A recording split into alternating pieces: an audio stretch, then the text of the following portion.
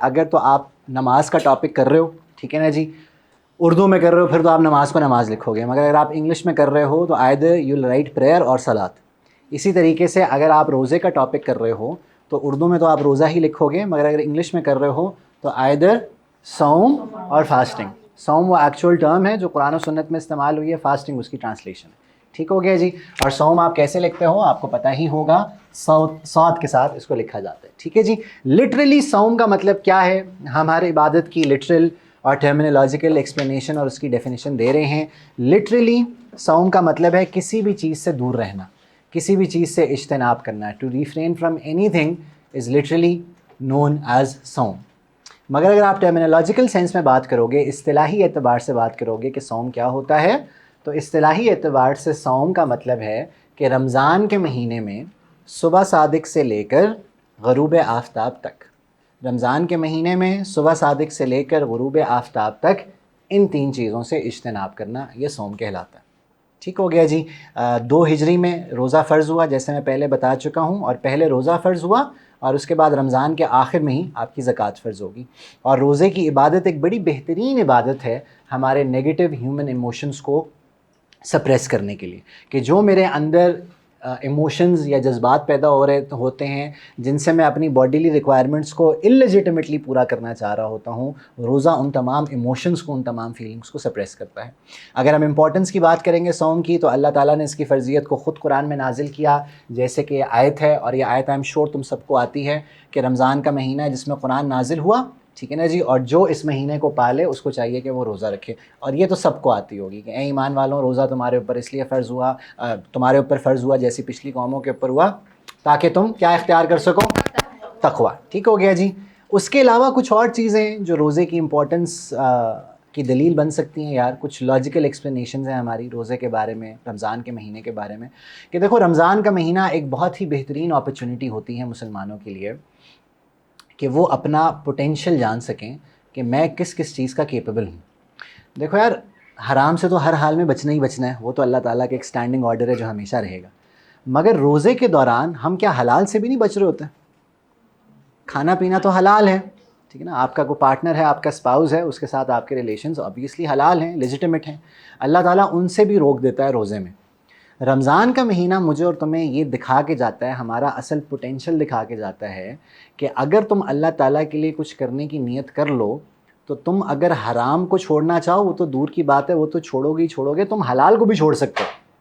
آپ دیکھو کیا ہوا ہے، میں تو نہیں چینج ہوا نا، میں تو وہی انسان ہوں، میرے اندر کوئی جبریل کی روح تو نہیں آ گئی، آئی ایم دا سیم ابو بکر، صرف ایک مہینہ چینج ہوا ہے، ایک نیا چاند آیا ہے، اللہ تعالیٰ کو آرڈر آ گیا کہ کھانا پینا بھی نہیں ہے، تو میری نیت تھی کہ میں یہ روزہ رکھوں گا، تو حرام تو دور کی بات، میں نے حلال کو بھی چھوڑ دیا۔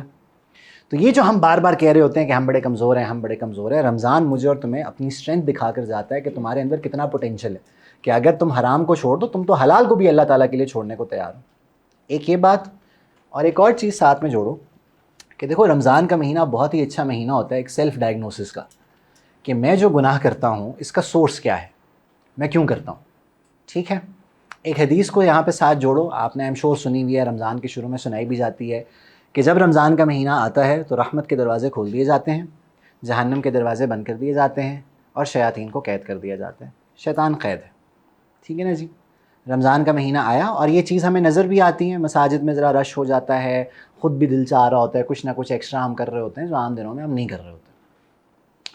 اگر تو رمضان کے مہینے میں، اب میرا پرابلم کیا ہے، گناہ، میں جاننا چاہتا ہوں سورس کیا ہے اس کا، میں کیوں کرتا ہوں گناہ، رمضان اپرچونٹی دیتا ہے۔ اگر تو رمضان کے مہینے میں گناہ کم ہو رہے ہیں، ٹھیک ہے، اور میری زندگی بہتر ہو رہی ہے، میں زیادہ اعمال کر رہا ہوں، گناہ کم ہو رہے ہیں، تو اس کا کیا مطلب ہوا کہ شیطان کا میرے اوپر انفلوئنس ہوتا ہے عام دنوں میں۔ ابھی تو قید ہے، تو وہ اس انفلوئنس سے میں نکلا، اب اس کی موٹیویشن مجھے نہیں مل رہی، رمضان کے مہینے میں جب وہ قید تھا تو یہ موٹیویشن نہیں تھی۔ اب میں نے کیا ڈائگنوز کیا، اپنا ڈائگنوسس کیا ہے میرے سورس آف انفیکشن کا، سورس آف سن کا، کہ عام دنوں میں چونکہ شیطان ہوتا ہے، وہ مجھے انفلوئنس کرتا ہے، میں بہہ جاتا ہوں۔ اب اس کا مطلب یہ نہیں ہے کہ میری چھٹی ہوگی، ٹھیک ہے نا جی، میں اللہ کو کہوں گا قیامت کے دن کہ اللہ اس نے کروایا تھا، میں نے تو کچھ نہیں کیا، نہیں۔ اس کا مطلب اب یہ ہوا کہ مجھے اپنا سورس آف سن پتہ چل گیا، اب میں اپنے اوپر ایفرٹ کروں گا کہ کیسے میں شیطان کے انفلوئنس سے نکل سکتا ہوں، اب اس کے لیے انسان ایفرٹ کرے۔ مگر اگر رمضان کے مہینے میں زندگی ویسے ہی چل رہی ہے، جو کہ ہمیں نظر بھی آتا ہے. کئی لوگوں کے ساتھ ایسے ہوتا ہے کہ کوئی چینج نہیں ہے before and after Ramadan, before and during Ramadan. ٹھیک ہے نا جی، ویسے ہی زندگی چل رہی ہے. اور ایکسٹریم سچویشن کیا ہے کہ روزہ رکھا ہی نہیں جا رہا، اس کا بھی پرواہ نہیں ہے کہ روزہ رکھنا ہے یا نہیں رکھنا، یعنی کہ I am the same سنفل person. تو اگر رمضان کے مہینے میں بھی گناہ ہو رہے ہیں، شیطان تو قید ہے، تو اب اس کا کیا جواب ہوگا بیٹا؟ شیطان تو قید ہے، اب کیوں گناہ کر رہا ہوں میں؟ بتاؤ. یعنی کہ آپ سب کہہ رہے ہو کہ میں خود ہوں، یعنی کہ اب یہ بڑی ہی ایک آپ کہہ لو ٹرمینل سٹیج ہے میری، کہ باوجود اس کے کہ شیطان قید ہے، میں اگر پھر بھی گناہ کر رہا ہوں تو اس کا مطلب یہ ہے کہ میں ایک ایسے لیول کے اوپر آ چکا ہوں کہ شیطان مجھے اپنے آپ سے آزاد کر چکا ہے کہ بھائی تجھے میری ضرورت ہی کوئی نہیں ہے، تو چلتا رہ، میں ہوں یا نہ ہوں تو ایسے ہی چلے گا. یعنی کہ میں خود اتنا عادی ہو چکا ہوں ان تمام چیزوں کے اوپر کہ اٹ ڈز ناٹ میٹر کہ شیطان میرے ساتھ ہے یا نہیں ہے. میرا نفس جس طرح تم کہہ رہے ہو، میری روح اس چیز کی عادی ہو چکی ہے کہ میں گناہ ہی کروں گا. اس کا مطلب یہ نہیں، میں نے تمہیں کہا کہ ٹرمینل سٹیج ہے، اس کا مطلب یہ نہیں ہے کہ کیوریبل نہیں ہے، کیوریبل ہے. مگر اب مجھے اپنا سورس آف سن پتہ چلا کہ that is me my self, میں خود ہوں. اب میں کیا کروں؟ اب میں کوشش کروں کہ میں دیکھوں کہ یار ایسی کیا چیزیں میری زندگی میں ہو رہی ہیں، اور رمضان کے مہینے کو یوٹیلائز کرتے ہوئے میں ان چیزوں کو اپنی زندگی سے ختم کرنے کی کوشش کروں.